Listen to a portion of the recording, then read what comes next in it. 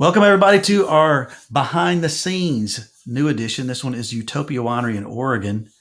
I'm your host, Doug. This is Mel, Hi. also known as Cruiser Mel.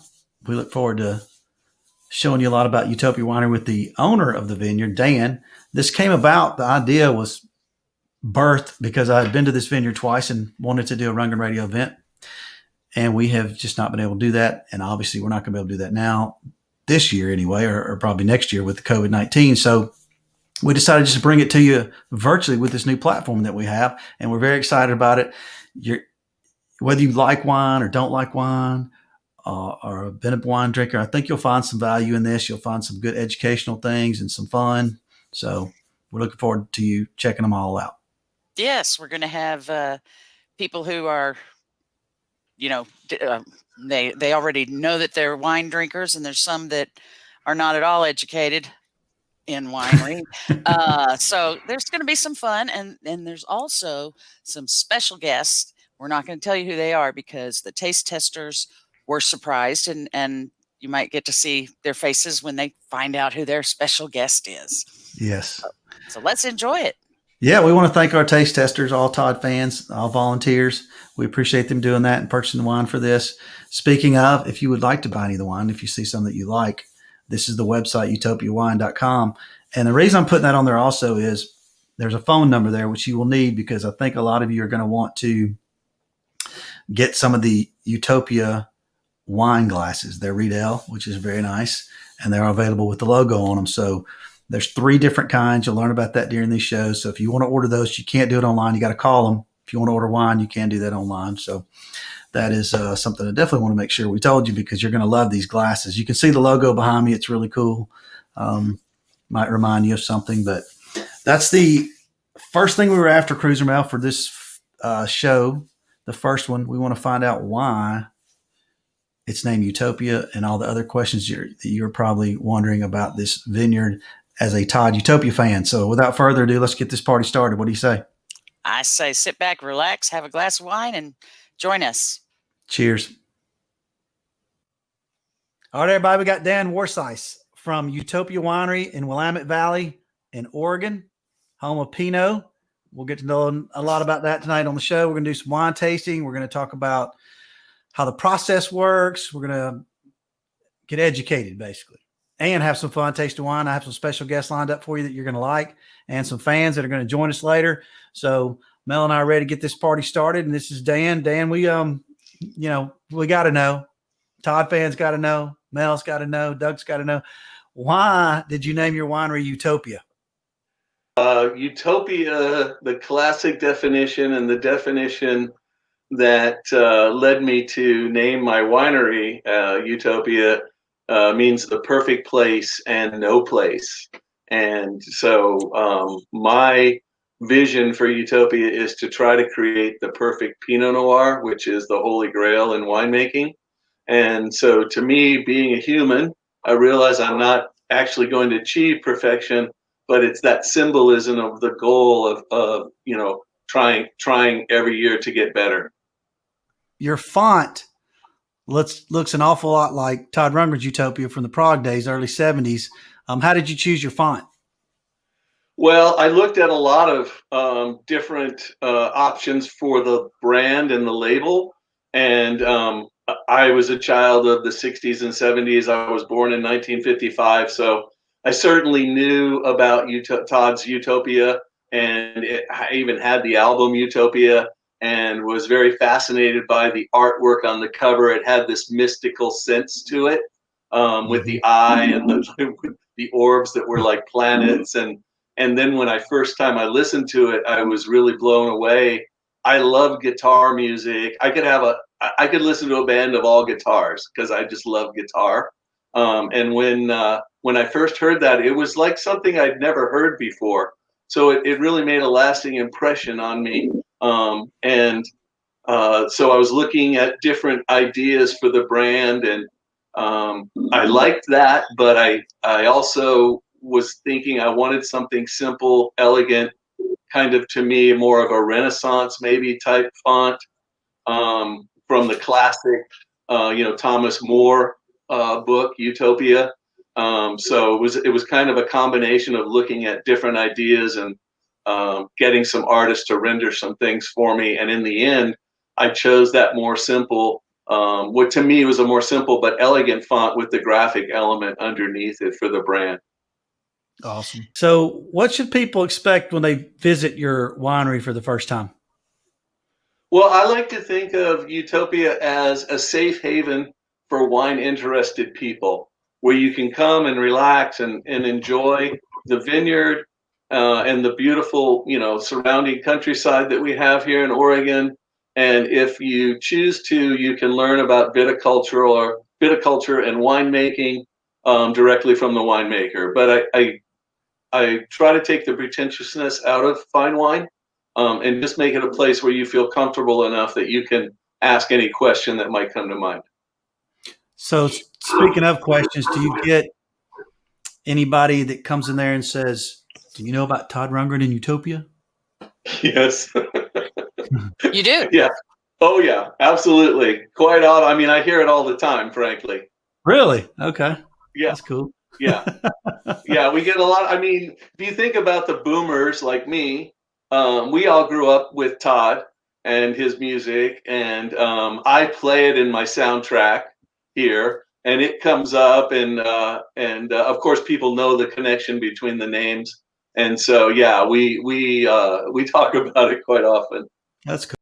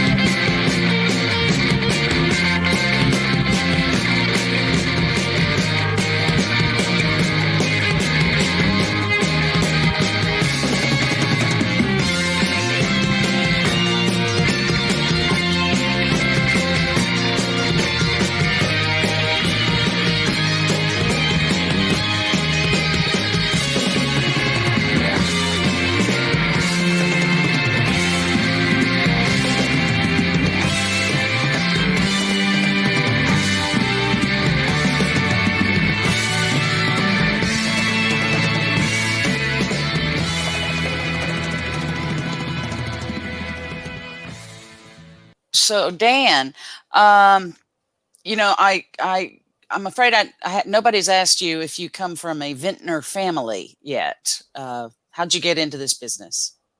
No, actually, I'm a first-generation winemaker in my family. I studied chemistry in college and worked in tech, but wine became my passion after I discovered fine wines.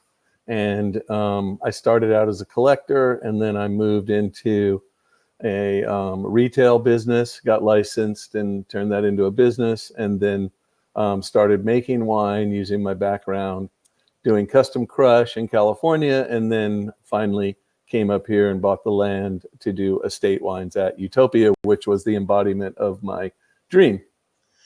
I see. Well, let me ask you also, I think there's been a bunch of fires up in your area, and I wanted to know if that has affected your business at all. And frankly, would there ever be a moment, maybe not in the Pinot Noir, but would you ever want a smoky effect in the grapes for wine? So not from actual wildfire smoke. There are certain varieties that have that as a characteristic of the variety. Like Rhone varieties are known for meaty or bacon or smoky type of characteristics. But that's a characteristic of the variety. It's a true characteristic, and it's different. But wildfire smoke contains volatile phenols that can make the wine taste anywhere from campfire to like a wet ashtray. Ew. And that would not be, it would be considered a flaw if it reaches the sensory threshold, which is 4 parts per billion.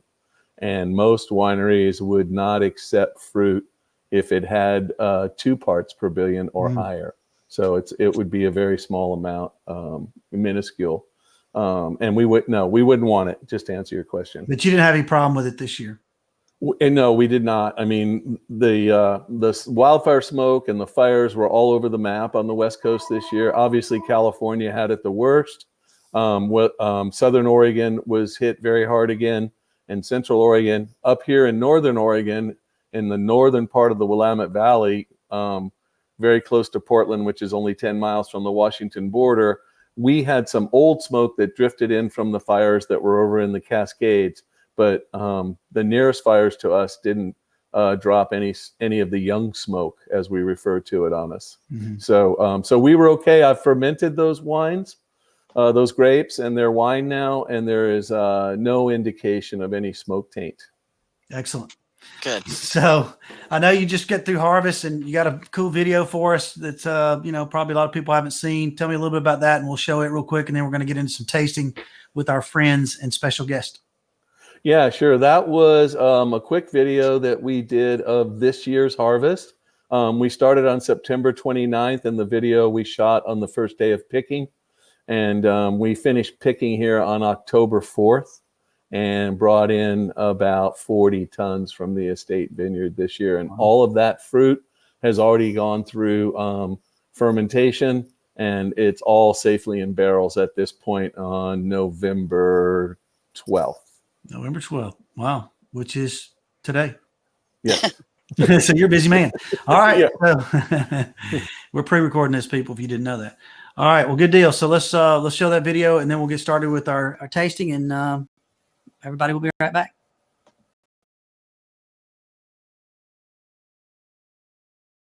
This is the culmination of our entire year of farming today. We're starting to harvest our Pinot Noir and Chardonnay at our estate vineyard, standing in a Pinot Noir block of some Vadensville, planted here in fall of 2005. It's September 29th, mid-morning, and we've already picked a few tons of both Pinot Noir and Chardonnay.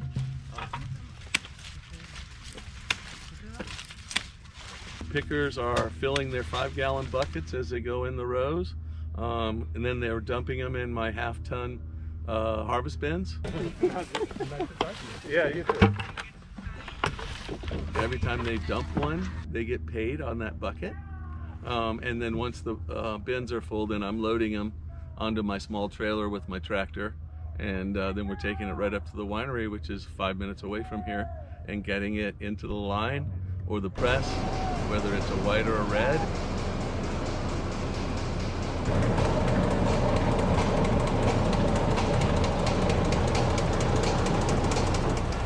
Here we go.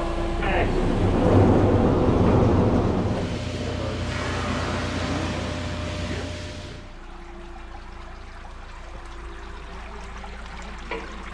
That fruit that we picked today will all be safely in tanks by the time we go to bed tonight.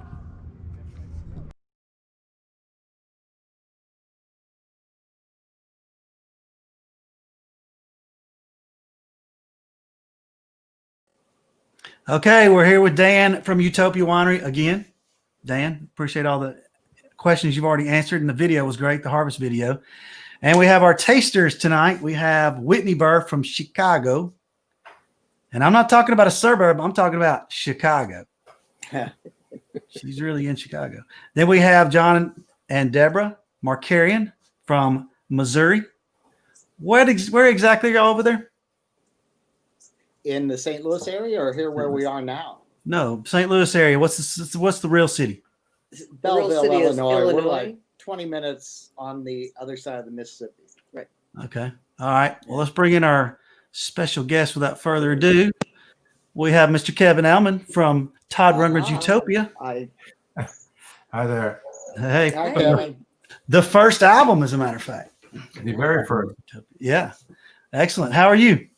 I'm real good. I mean, you'll have to forgive me. I'm dressed up for my day job as a mild-mannered financial advisor. There you go.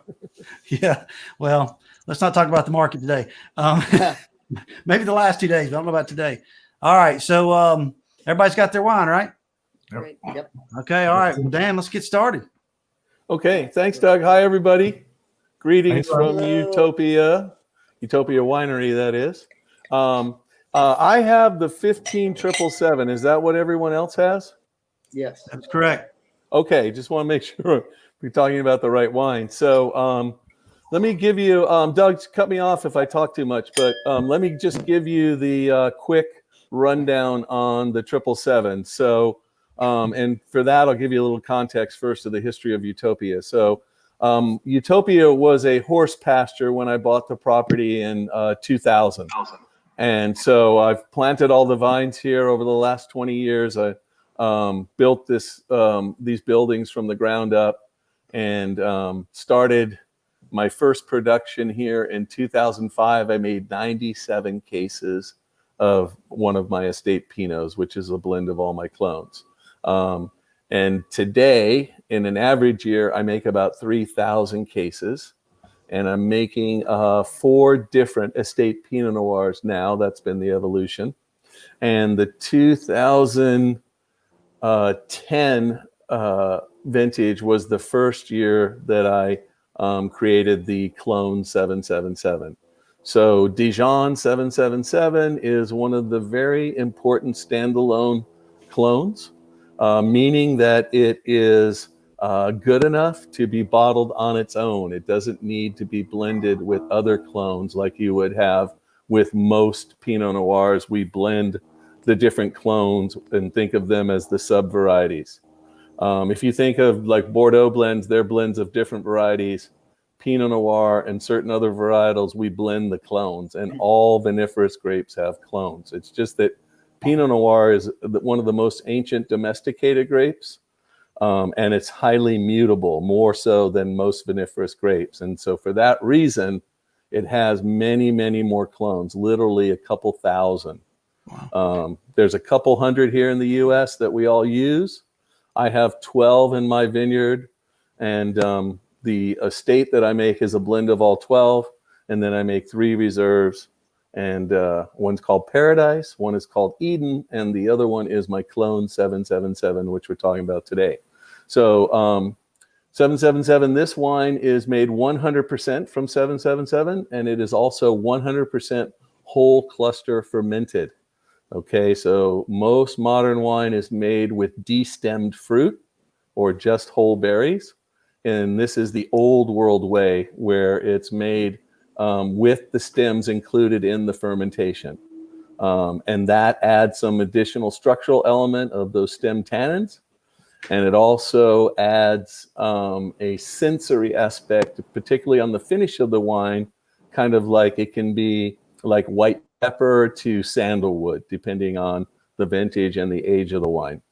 So, so one of my favorite wines, one of my most popular wines, I only make a little less than 100 cases of this wine each year. In 2015, the total production was 94 cases. So it's all about, the golden rule of wine is if you like it, it's great. So, so the rest is just pomp and circumstance, as we say, right? So, so I'm pouring a little bit in my glass now, and I've got a Utopia branded Oregon Pinot Noir glass. Ah, fancy. Some of you may have the traditional Burgundy. I have the Oregon Pinot Noir glass from Riedel. And you'll notice at the top of the glass, there's an extra lip. And the science behind that is that the lip directs the wine underneath your palate and around, brushing against your cheeks and then back over your palate. One of the things about growing wine grapes in a cooler climate is we preserve more of the natural acid in the grapes, and acid is perceived on the insides of your cheeks when you're drinking wine. So when you take a taste, make sure that you try to hold it in your mouth. Don't talk because you'll choke, but try to hold it in your mouth for about 10 seconds and make sure it coats all different areas of your palate and also brushes up against your cheeks. And then when you swallow the wine or spit it out, as the case may be, then see if your cheeks water, and that's an indication of the strength of the acid. All right, let's do it. Kevin's getting a head start on it. I'm going to taste some. I'm tired of talking about it. Mm-hmm. This wine, just looking at the appearance, you can see on the rim is where the wine meets the edge of the glass. And that's where you want to look at the color. I mean, some of the things before you even smell or taste the wine is the appearance of the wine can tell you quite a bit. So in this case, the wine appears ruby, light ruby color, which would be appropriate for a Pinot Noir. Yep. It's clear, so the clarity is good. It looks like a well-made wine from that perspective. It's not cloudy or anything. There's no particles floating in it or anything like that. And then when we look at the rim, we can see that the rim is starting to show a rusty brown type of color, and that's indicating oxidation. Since this wine has been in the bottle for 4 or 5 years, it's just starting to age a little bit, and that means that it's really probably fully integrated at this point and at or near its peak for drinking, and it should stay that way at least another 5 years if it's stored properly. And then, sorry, go ahead. So by 2025, you should open and finish this bottle if you have one. Is that what you're saying? Yeah, I mean, I think that's a good rule of thumb, Doug. 10 years for a well-made, estate wine like this that's a small production lot. So everything's done by hand. By the way, my vineyard is 100% organic. It was a horse pasture when I bought the land, so there were no crops previously farmed here, meaning that there are no residual chemicals in the soil, and we don't add any synthetic chemicals. We never have, and we never will. Everything is done by hand, both in the vineyard and in the winery. So the organic part, some people I've met say that they're allergic to sulfites. And if they have organic wine or supposedly sulfite-free wine, that they don't break out in a rash. Is that? Do you see that? I hear it a lot, but it's really just a myth.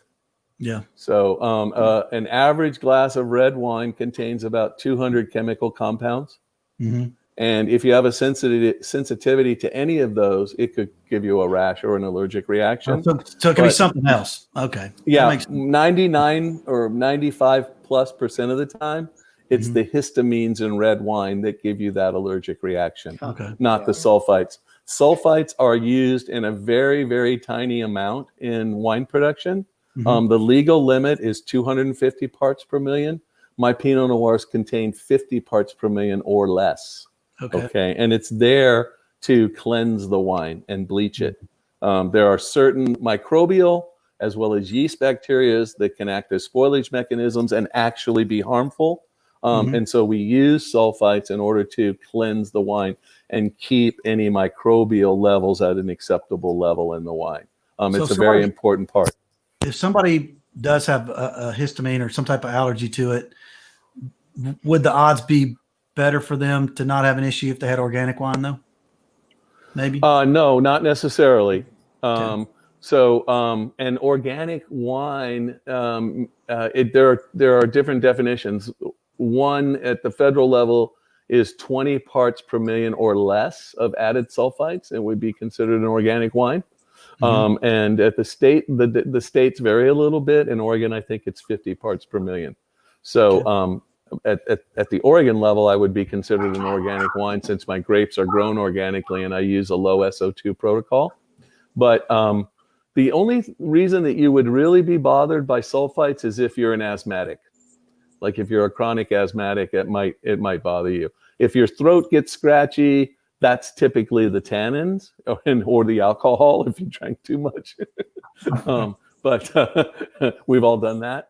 And it's the histamines. What you can do is try to take a histamine blocker if you're having, like, especially the allergic type reaction where you're getting, congested and your face is turning red and that type of symptom. Then try taking a histamine blocker next time. Okay. I just had some friends that had that issue. So, Kevin, you got any questions? Well, I did not realize how complicated winemaking was. I'll try to make it simple. You sound like a NASA scientist. It's really complicated. How do you keep track of all these different chemical levels and all the things you're talking about? How do you keep track of all that? That's a great question, Kevin. It's organic chemistry, basically. And we have a lab in the winery. We have a pretty extensive lab, but I also have in the area, we have a couple of ISO certified labs if I want to either validate any of my results or if there's something that I can't test for, like if I have a concern about some other type of bacteria in the wine that wouldn't normally be present, then I can take it to a commercial lab. But we can pretty much measure and track all of these things with modern chemistry. And so we're looking at typically, some of the basic stuff, of course, is like pH and TA, which is titratable acidity. We look at the glue-frou during fermentation, which is just the sugars.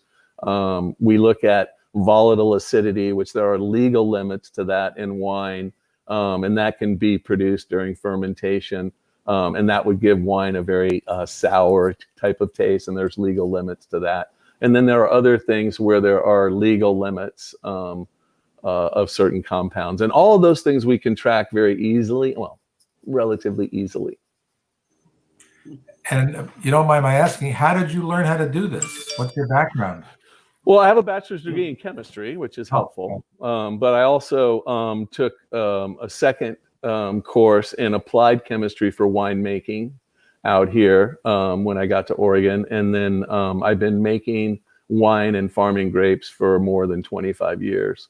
Wow. And I'm like a sponge. If you really are passionate about something, then you're going to take the time to learn it. And wine was my passion.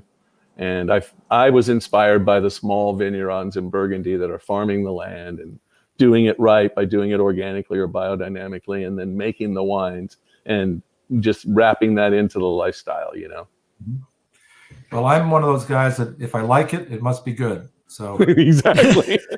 I'll drink to that. So do you like it? I do like it. So cheers. Cheers. Cheers. We're gonna have to try to cheers in a minute, see if we can pull it off on this virtual thing. All right, so let's see what the Markarians have to say. What's going on? Yeah, we're doing great. I am going to say that Kevin was one of the people I thought might indeed be the special guest today because of Utopia. And he was one of 3 people I think we thought might be involved. So there you go. But my question is, why do different varietals of grapes used in winemaking do better in certain regions and under certain conditions? And why is Willamette Valley so ideal for growing the Pinot Noir grape? Okay, great question. Thanks for that question. So climate more or less dictates what we plant. Okay, so the Willamette Valley is considered a cool climate. We classify farming regions 1 through 5, 1 being the coolest and 5 being the warmest. Nothing grows in 5, so we can toss that one out. But 1 through 4 is where the crops grow, including wine grapes. We are a region 1, as I said, which means on average we get 2,550 growing degree days, or GDDs, each year or less. Okay, so sorry about that. But that's how we that's a measurement of the cumulative heat. Okay, and so if you're talking about Pinot Noir and Chardonnay, think first of Burgundy, France. Okay, the Côte d'Or it's called, right? And in the Côte d'Or, they're at about the 47th parallel of latitude, like right on it. Here in the Willamette Valley, we're about 45.3 in latitude. And so we're a little bit more south. I'm near Portland, Oregon.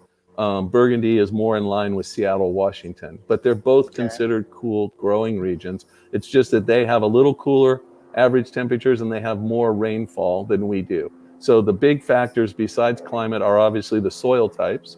There's 12 different volcanic soil types. And then there's ancient or alluvial soil or marine sedimentary soil, which is what we primarily have here in Ribbon Ridge.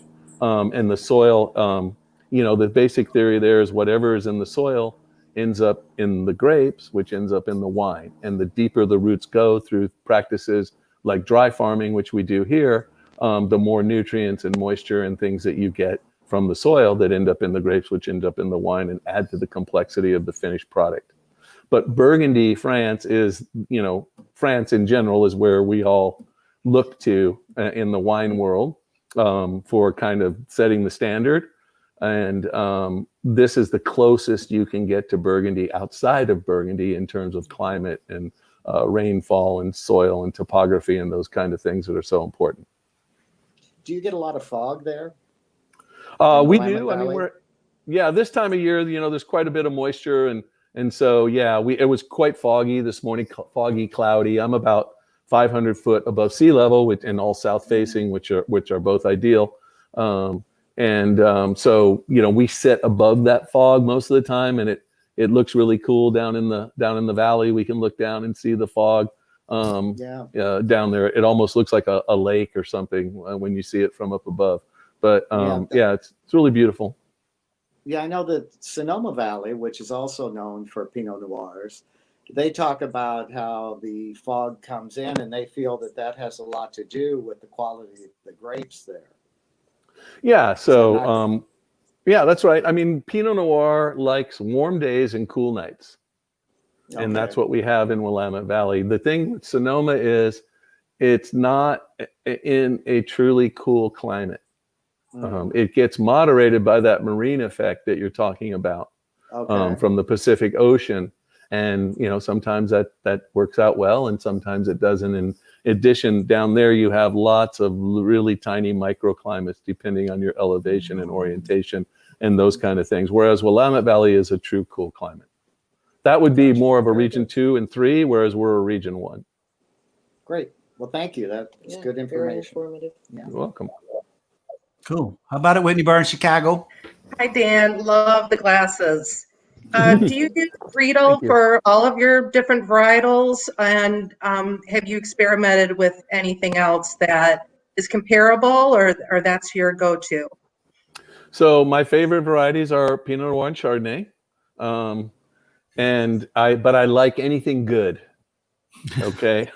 As a winemaker, you don't want to get what we call cellar blindness. So in my home, I have a rule: anything but Utopia. Okay. And I have a very large collection of wines over the years.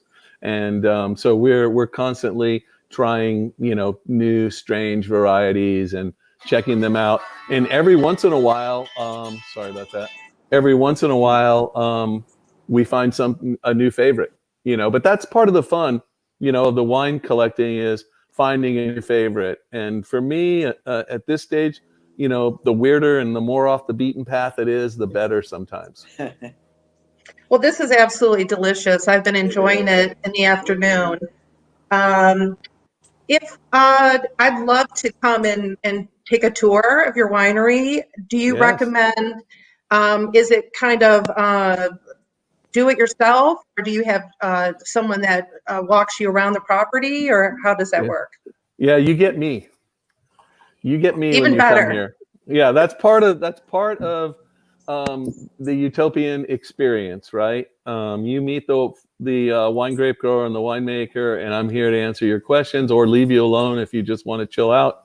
But yeah, no, we do tours all the time. I've got one later this afternoon, and it goes on all year round. And this is a family operation. It's myself, my wife, and my oldest daughter, who are the full-time employees of Utopia. And I'm doing the farming. I have one helper, and I'm making all the wines. And so it's a pretty small operation. So you come here, you meet us. That's great. Fantastic. Now, what if she comes to visit Willamette Valley? Like when we were there, my wife and I, we hired a guy to take us around, just because it's not like Napa where you just go down one road and you can hit 50 vineyards. Y'all are kind of spread out. You're like almost on a dirt road kind of thing. Do they still do that there? You have people that'll give you tours? Yeah, absolutely. If you want some recommendations, just send me an email and I'll give you a few companies to work with. That's awesome. Yeah, that'd be good. All right. Well, great. Everybody like the wine? Kevin, you got a question? Love it. Fantastic. Love it. So informative. Thank you so much. So I noticed on this map that you sent out of Ribbon Ridge, Yes. I see all the different wineries. Do each of them have their own different kind of wine and different specialty, or are they all Pinot Noir, or is it all different? It's mostly, Willamette Valley is famous today for Pinot Noir, Kevin. Yeah. And that's 80% of our plantings in the Willamette Valley are Pinot Noir, and 60% overall in the state of Oregon. Our biggest white wine is Pinot Gris. Okay. Also known as Pinot Grigio if you're in Italy. But it tastes different here. It's more of an Alsatian type of style of Pinot Gris, richer and creamier. And then Chardonnay is making a big, a big play right now. A lot of Chardonnay. It's the one that's being planted the most right now, which is the companion grape to red Burgundy. Chardonnay is white Burgundy. So it makes sense, right?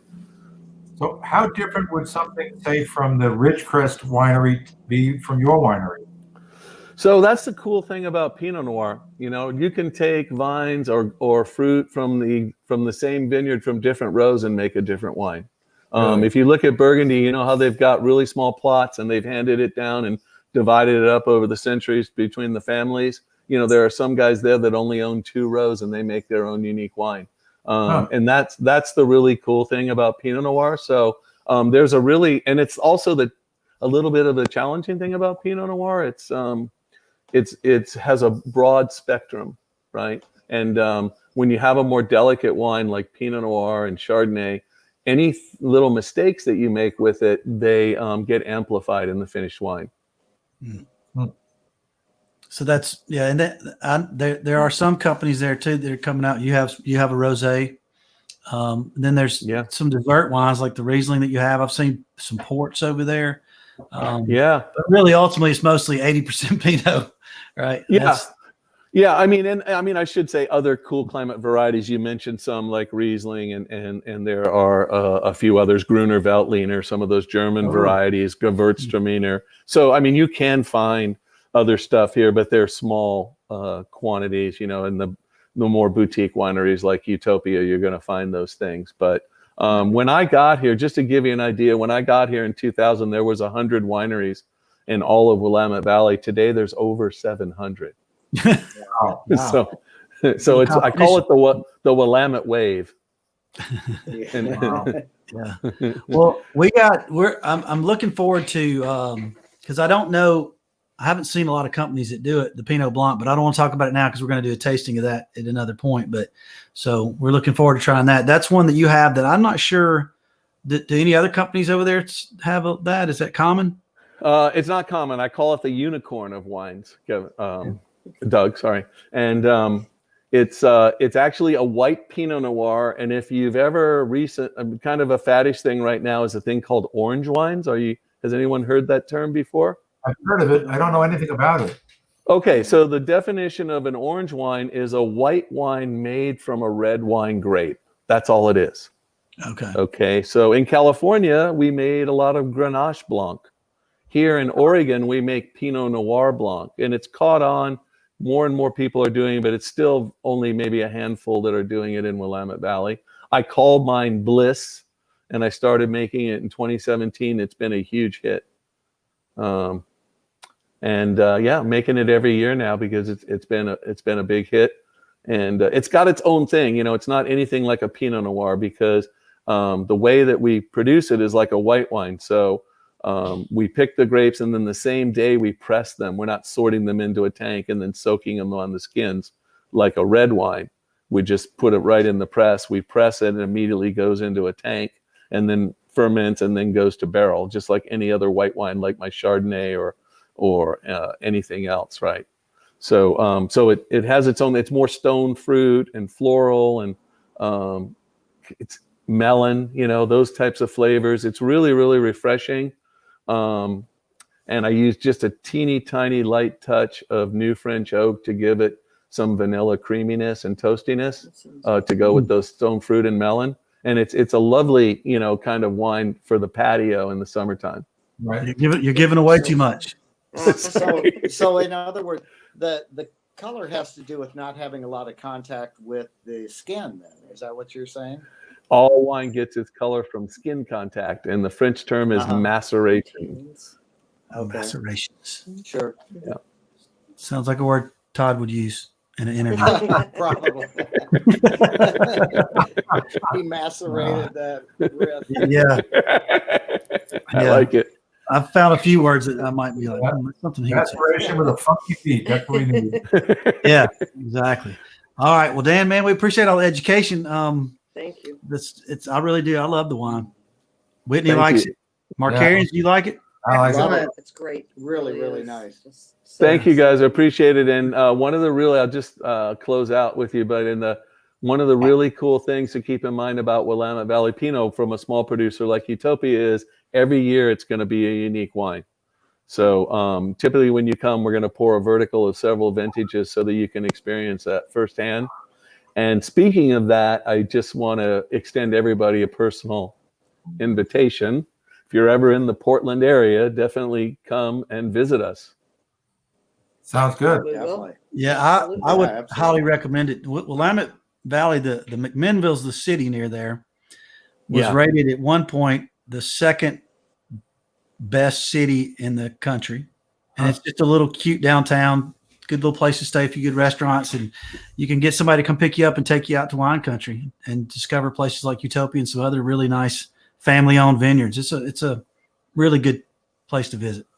All Cool. right. Highly recommend it. All right. Well, we're going to bring Mel in and talk about some stuff. So you're welcome to hang out with us. We're just going.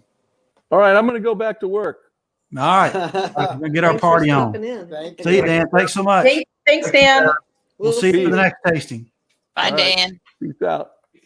All right. How about Cruiser Mel with the lucky number 7s for I Clone love it. 777? There we go. Yeah, that was really interesting, guys. Yeah.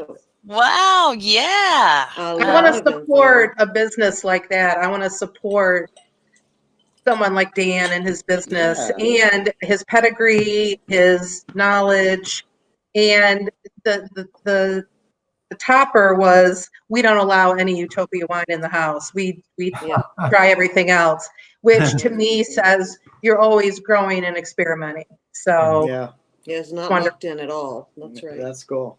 yeah, The fact that any of them there, if they have something besides Pinot, they're experimenting because, you know, that's 80, like you said, at least 80% of the wines over there. But to have a Pinot Blanc and a Chardonnay and a Riesling, it says a lot. And there's places there with port, which is interesting. So they have a lot of experimental situations over here. It's not so much like Napa, where a lot of the companies are mass producing wines that are popular. So it's a really good place to visit.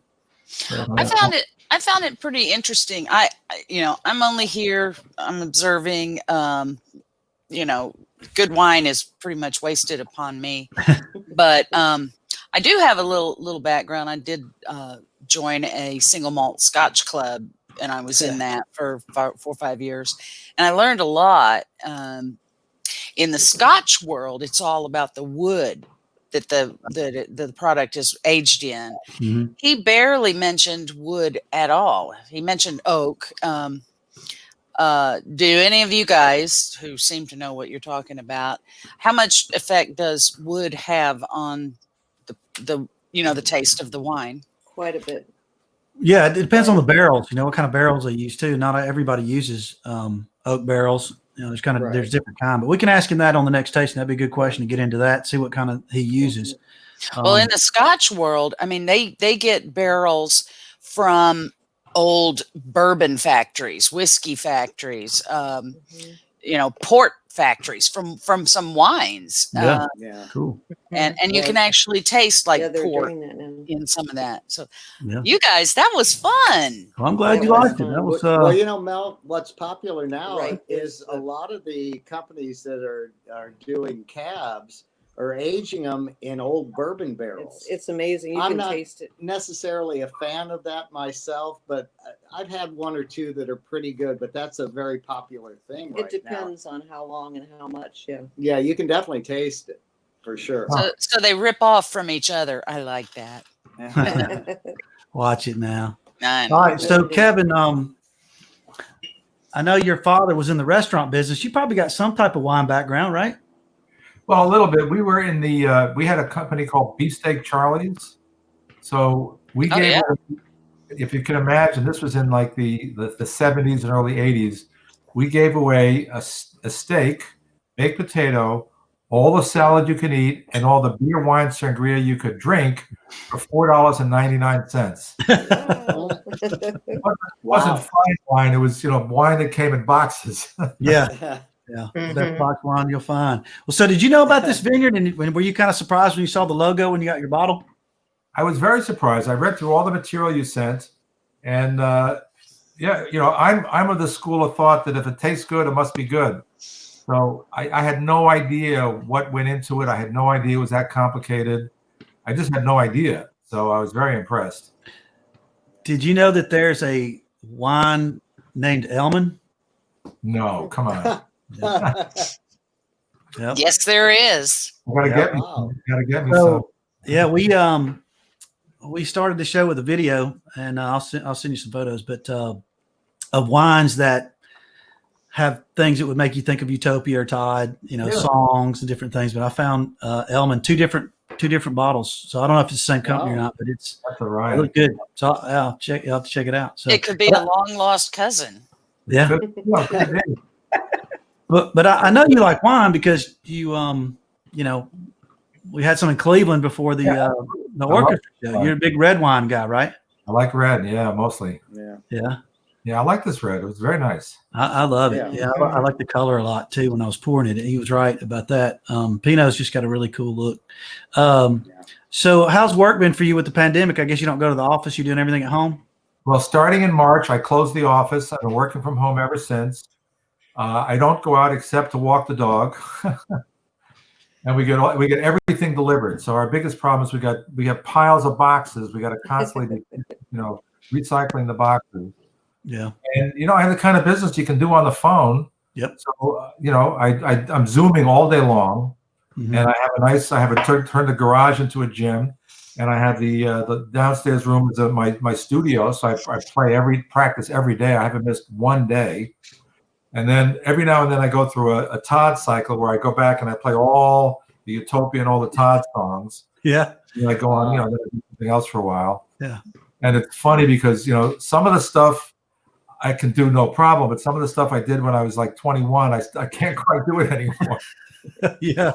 You need to send us a video of that for a show, I was going to say that could be a great, backstage kind of special access thing. Yeah, behind the scenes right there. Yeah. So are you getting a lot of phone calls? Are people panicking because of the economy and the all the talk about the pandemic, or is for your customers? Before people call me, I call them. Okay. So just to give you an idea, today before I got on the phone with you, I had 20 phone calls. Mhm. Wow. So I'm calling people all day, every day, and I've been doing that since March. You're And my kind of accountant then. No. Me too. A financial advisor, yeah. as soon as the election was over, I made a list. I started calling everybody to talk about, okay, now the election is over. What do we do now? Mhm. So we're repositioning the money, repositioning portfolios.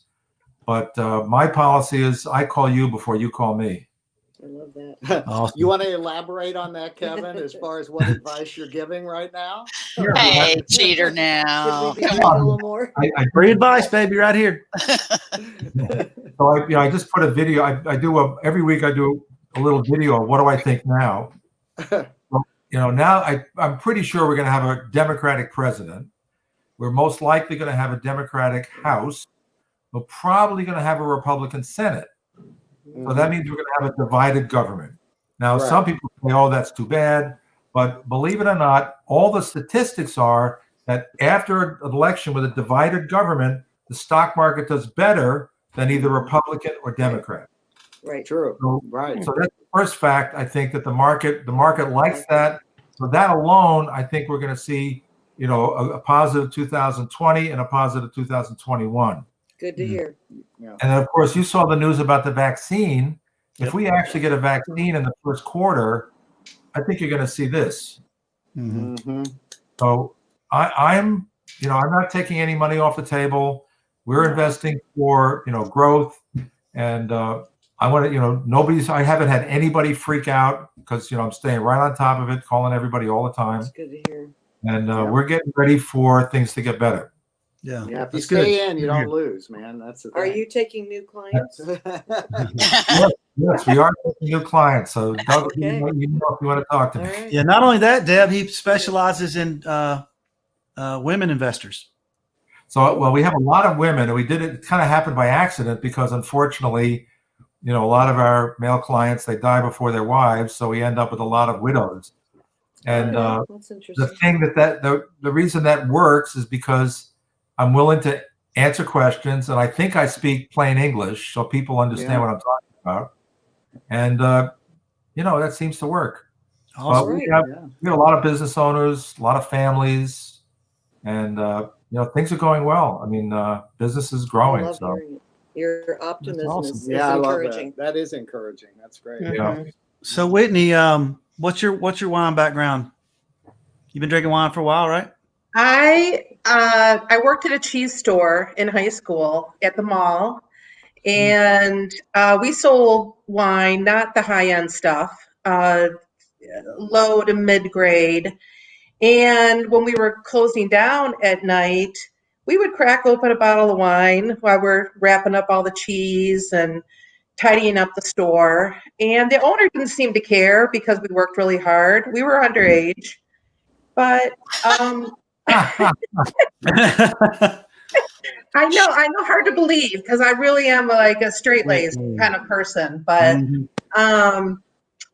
I just found that I noticed the differences between, of course, the champagne, the wine, the reds, the whites, and then as I got older, I worked in more sophisticated wine stores where they actually make you go through training. So that's when I got a lot of the background of the grape, of why certain grapes are grown in certain regions. Of course, all the tasting was wonderful. And then I set out to Napa, Sonoma, Yakima, places in Europe, just for fun. And it's just something I really enjoy. So you haven't been to Oregon yet?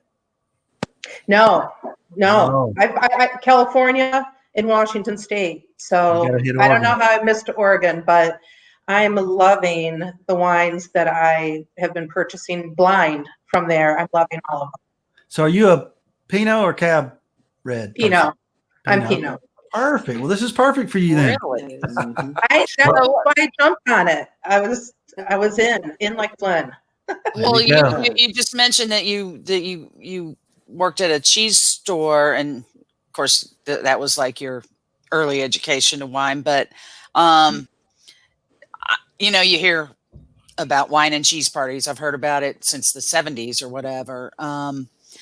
do you have any idea, Whitney, how they decide, or any of you guys, how do they just literally try certain sharpness of cheeses, or I don't even know. Yeah, pairings is fascinating, and it really does go more to the chemical, scientific, the cultures in the cheeses versus the acidity in the wine. There is an interesting formula that's used, and it sometimes people think it's a little bourgeois and hocus pocus, but really, if you sit down and you're guided through that process, you actually get it, and how each other complements each other, and so I'm not into that angle of it as much. But if we are just doing a charcuterie platter or just cheese and wine, I do my homework. Yeah. Well, I was reading up on this, on the Pinot Noir earlier today, hoping to find something in my refrigerator cheese-wise to try. And as I told the Markarians earlier, it was a choice between leftover Velveeta cheese sauce from some mac or some sharp cheddar. And so I thought, oh, maybe one will go okay with this wine. And of course not. No, this wine said go for Gruyere and those, types. But I've been sitting here eating the cheese and drinking the wine. There you go. If you go to a good restaurant that has good red wine, they'll usually be able to direct you into a good. They will. Once you order your wine, they'll bring you the right kind of cheeses and some some stuff. Prosciutto or whatever would be a good fit, and they can kind of guide you. So it's that is a fun part of the experience. And when you go wine tasting in Oregon and other places, a lot of the vineyards will have cheese for you.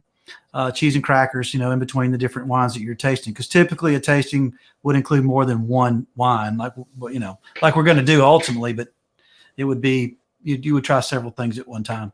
So what about wine and chocolate? Oh yeah, I've heard about that. Yeah, red wine in particular. Red wine and dark chocolate, absolutely. I love it. Yes. Yeah, I got used to that. I was on a trip in Argentina. And when you check into the hotel, you open, when you go to the room, they got you a bottle of Malbec and some dark chocolate. Nice. So I learned that was a pretty good combination. Delightful. Yes, absolutely. That's Isn't dark chocolate universal? Yeah, Anything goes with it. I think so. I don't know. I'm not so sure that chocolate goes with gin, but No, in terms of wine. Wine. Sure, absolutely. I would say so. Yeah, sure. Yeah. That's, Or Mel, it could depend on the night. I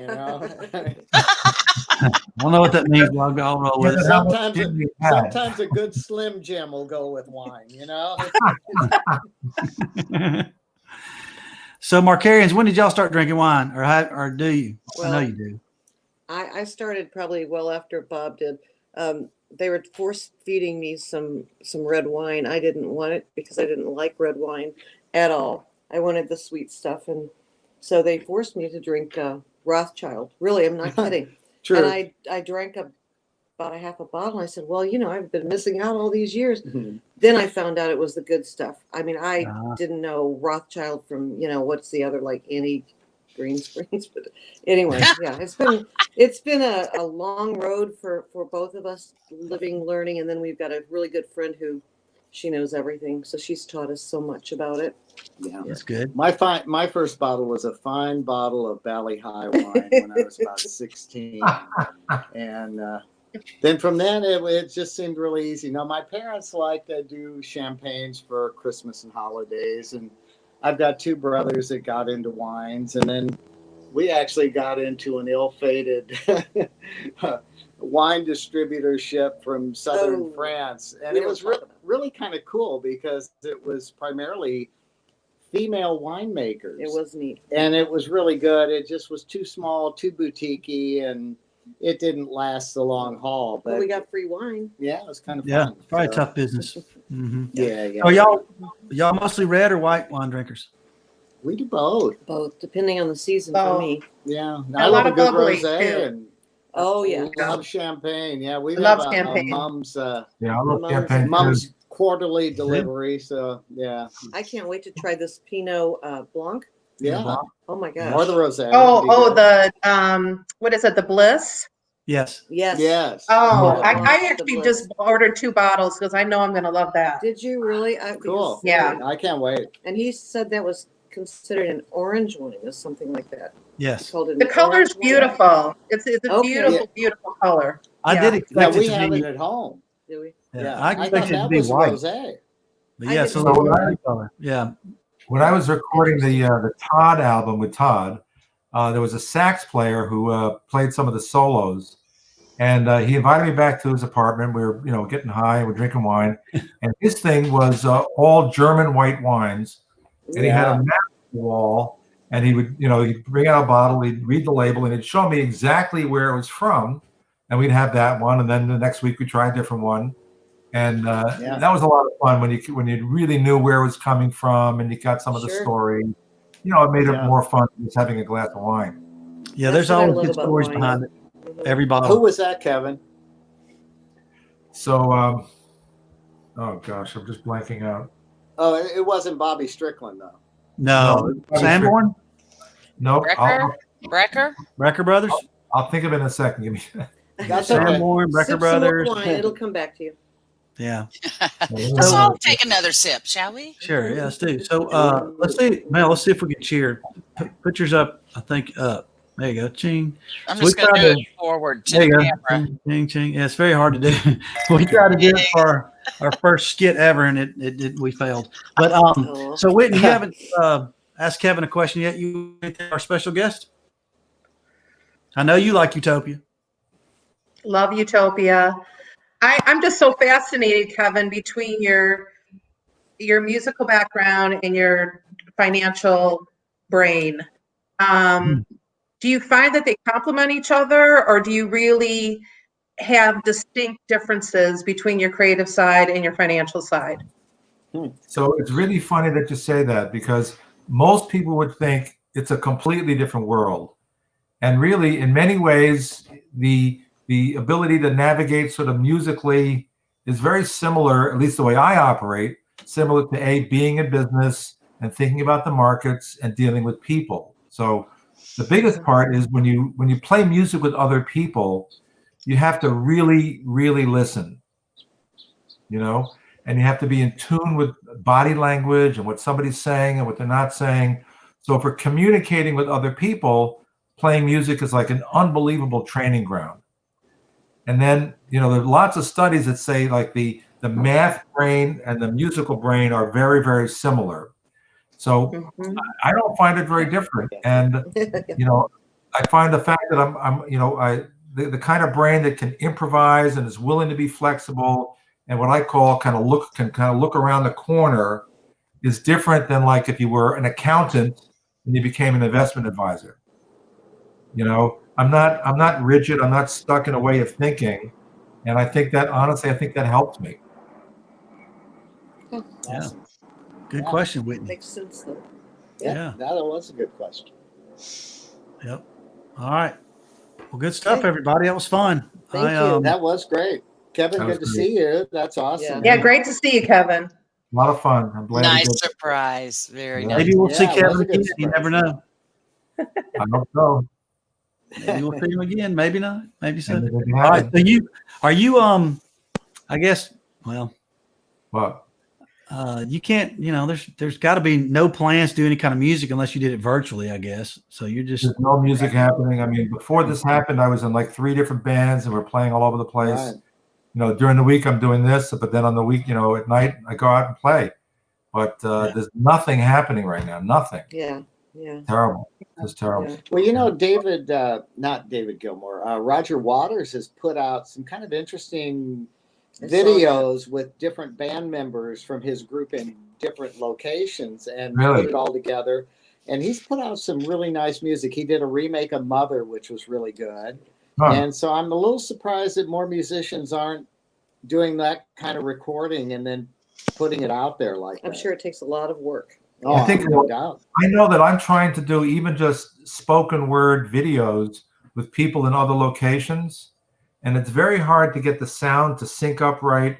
Yeah, we're still working on how to do it. It's really a challenge. Yeah. Well, I don't think they're doing it live together. I think they must be recording and then blending it all together at the end. Yeah, that you could do, but to try to do it together, it's very, very difficult. I've heard really that. Yeah. Yeah. Almost. Latency issues. It's not. Yeah. It's too bad because that would be kind of fun to have people in different places all doing a song, but it's got to be pre-recorded video. Right. Oh yeah, it is. It definitely is. It's not live stream. That's for sure. Yep. All right, everybody, let's sign off. And we got another. We got. Let's see. We got 4 or 5 more tastings coming up. We got some whites. We have another Pinot, and then we have some Pinots that are 2011, 2010. So I've been reading about those. Yes. Yeah. We'll keep on keeping on. So lots of fun. All right. Thanks, Kevin. Okay. Thanks, everyone. Yeah. Thanks, Kevin. Thank you. Bye.